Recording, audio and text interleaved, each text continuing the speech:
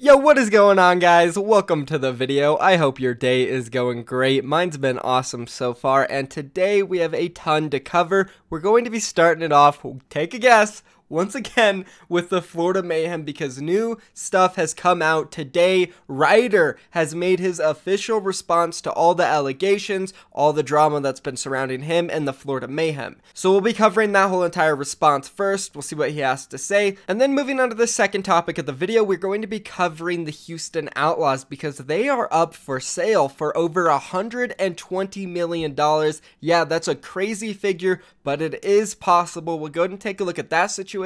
Then moving on to the third part of the video, we're taking a look at Effect. He is finally got his visa and flying back to LA to play with his team. Of course, we covered all the drama regarding that situation a few days ago, so I'll catch you guys up on that. But it is good to see him getting back to California. And that is going to be the video for today, guys. If you are excited for this one, do me a favor, slap a like on it. And also, if you do enjoy watching Overwatch League videos every single day and you want to stay updated on all the news, all the drama, anything that happens, this is definitely your channel to watch daily, so go ahead and subscribe. But now, without further ado, let's go ahead and jump right into this. So we're starting off with Ryder from the Florida Mayhem. Just to catch everybody up real quick, I'm sure some of you guys have seen my videos, but not everybody has. The Florida Mayhem have been going through some crazy ass drama. So starting off about 3-4 days ago, they finally decided to get rid of their head coach, Ryder. Sorry, I don't mean head coach. I keep referring to Ryder as the head coach for this team because he speaks Korean and the full roster is basically Korean. Mineral is actually the head coach, and he has been the head coach of this team way before Overwatch League even started. Back when this team was Misfits, he was the head coach of them. So my bad, everybody correcting me in the comments. I know I've been saying it just slips out because it just makes sense that he would be the head coach. Anyways, back onto the topic. So yeah, Florida Mayhem, they finally decided to cut ties with Ryder, and he was kicked from the team about 3 days ago. And this was followed by a lot of controversy because Ryder was the only guy on their entire management from the top to the bottom. We're talking coaches, managers, owners, presidents, whatever you are involved with the Florida Mayhem, nobody spoke Korean besides this Ryder guy, and they replaced him with a different coach who is from Germany and does not speak Korean, and the guy was on their academy team. So it just seemed really scummy from the Florida Mayhem, like they were trying to save money, and it makes no sense because the entire roster of Florida Mayhem is basically full Korean besides Apply and Tavik. We all know Apply is on a 2-way contract, so he's hardly going to play, probably won't even practice with that team. He'll spend most time with the contenders roster, leaving 7 Korean players and Tavik to be coached by a full English-speaking staff. Okay, so that's crazy, right? That's where all the drama started. Then we had Swoosh, a former player of Florida Mayhem during Season 1 who was coached by Ryder and worked with him, came on Twitter and absolutely blasted the guy, saying he was a terrible coach, he had no idea what he was doing, he was lazy, arrogant, and the only thing he learned from Ryder was not how to coach. So that's pretty much where we are at today. Yes, Swoosh absolutely destroyed him, so Ryder had to come out and defend himself today. This is what he said on Twitter. I'm going to talk a little bit about that argument today. I joined the team around stage 2. Not long after I came in, my head coach had to rest for health reasons. It was very difficult for me to handle 2 games a week alone. I should have helped each player, but I was only concerned about the strategic aspect. I think it's my fault that I didn't take care of the players. It was very difficult for me to work alone, and I'm sorry for the players who hurt my pride. No excuse though. I am very sorry for the players who were hurt by me, but one thing I want to say is that I was very hard for me to work alone. At the end of the league schedule, an interpreter came. You think he means translator. Before that, there was conflict with my players because of my unskilled English. I will try really hard to fix my mistakes and will always cheer for Mayhem to do well. Now, I'm not here to try to defend Ryder, but he does have some valid excuses, like being the only coach for an Overwatch League team, which we already know, just thinking about it, is a terrible idea. You need at least 2 coaches at all times for an Overwatch League team. There is way too much to prepare for, especially in Season 1 when there was 40 games, 2 games a week, back to back to back, no breaks until you get a stage break. So that is a huge workload for a coach, and then the fact that the entire team basically spoke English at the time. Yes, that's right, guys. Last year, the Florida Mayhem decided to get a Korean by himself to coach their team who was full Western, full English speaking, and the Korean didn't speak good English. And now this year, they're like, okay, that didn't work out, scratch it. Let's sign a full Korean roster and get a Western English speaking coaching staff to coach them.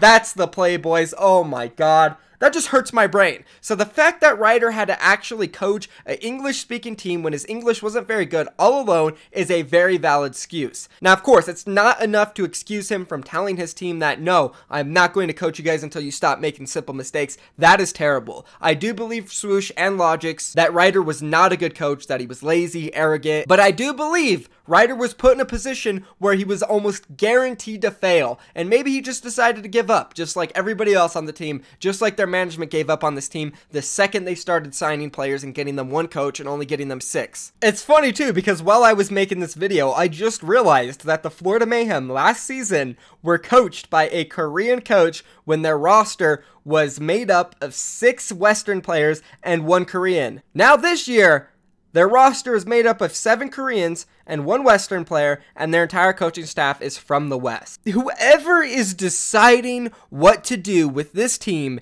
is absolutely delusional, lost, confused. I have no words. I literally have no words. So while yes, Ryder was a terrible coach, he was also put in an absolutely terribly awful situation where he would not be able to succeed, just like the players were. So at this point, I still feel like the Florida Mayhem's management is the party to blame. Not Ryder, not the other coaches, not the players, nobody. But the Florida Mayhem management, and they are doing it once again this season, and it hurts my heart for the players that are signed on the team now. It hurts my heart for the fans. I tweet stuff on Twitter about how the Florida Mayhem is going to fail this year because of their management, and I get all these Florida Mayhem fans responding and saying, no, they won't fail, they're good, you're stupid, Michael, what are you talking about? And it's like, man, I don't know what to tell you guys. I am so sorry that your owner or president or whoever is making the calls for this team is doing this to you, but good luck, man. Good luck this season to all the Florida Mayhem supporters.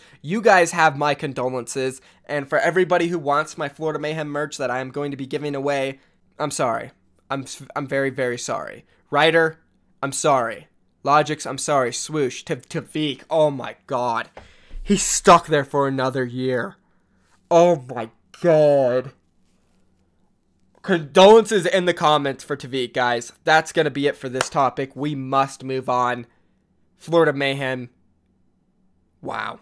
Seriously though, rest in peace to Tavik. And moving on now, we are talking about Optic Gaming and the Houston Outlaws, who are set to be sold according to esportsinsider.com. This is what was said on the article. Texas Esports, the majority owner of Dallas-based Infinite Esports and Entertainment, is aiming to sell its stake in the company for at least $150 million, starting early February. Now, as we all know, Infinite Esports is the owner of Optic Gaming, of the Houston Outlaws spot, and even Optic Gaming's LCS spot in the North America League of Legends esport. So they do own a ton of this company, and they're looking to sell it for a huge amount of money. Now, I'm not too sure if they're going to be able to sell it for this much, but I do have a feeling that they are trying to sell it because things have not been going very well. As most of us know, GGEA was an academy team for the Houston Outlaws in North American Contenders. And at the beginning of Season 3, GGEA was set to play in trials for North America, but they were kicked out because they couldn't come up with a roster in time. And therefore, GGEA was completely kicked out of North American Contenders. Houston Outlaws, they lost their academy team. And then following this, Infinite Esports, the owner of Optic Gaming, started firing people left and right, whether they were players, managers, coaches, just anywhere in the organization where they thought they could save money, they decided to kick people. And when they were finished with it all, they ended up firing a total of 19 people. So I feel like they might not be making any money, so they're looking to sell their stake in the company. Anyways, let's go ahead and move on now and talk about Effect and the Dallas Fuel, because guess what? Effect is flying back to North America finally. He will be in LA soon with his teammates. So to catch those of you up who did miss my video the other day, Effect has been trapped in Korea for a month and 10 days, waiting to get his visa approved so he can come back to LA. Now, he wasn't the only player on Dallas Fuel who went back to Korea to wait for their visa approval. Closer and OG also did it. Closer was lucky enough to fly back to LA only a week after being in Korea. But for OG and Effect, they were kind of stuck in Korea for a very long time. Even OG, I know Effect made a big deal out of this, but OG was also stuck in Korea for like a week and 5 days. Effect's only been there 5 days extra than OG. But then when OG finally got approved for his visa, he flew back to LA without Effect. And Effect, he started freaking out. He turned his stream on one night and he was complaining. He was saying that the Dallas Fuel have been lazy. They should have taken care of his visa a long time ago,